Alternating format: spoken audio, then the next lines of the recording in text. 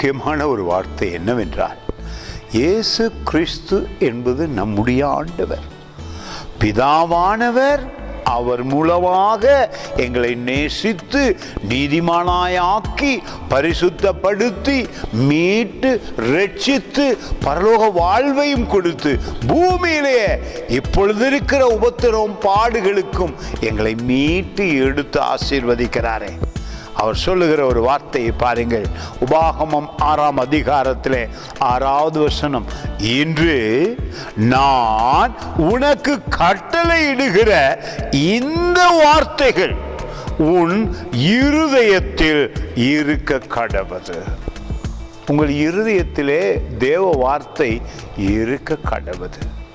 உங்கள் இருதயத்திலே பரிசுத்த ஆவியானவர் வந்து தங்கி இருக்கிறார். நீங்கள் வேதத்தை வாசிக்கும் பொழுது உங்கள் இருதயத்திலே வெளிப்பாடுகள் வர ஆரம்பிக்கும்.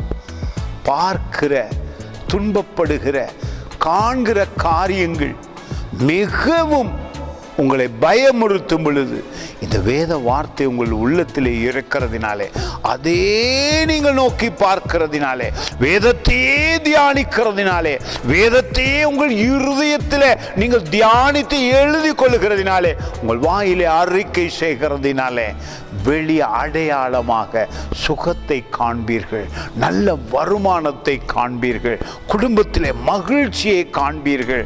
உங்கள் காரியங்கள் எல்லாம் அற்புதமாய் வாய்க்கும். அதுதான் வேதம் சொல்லுகிறது.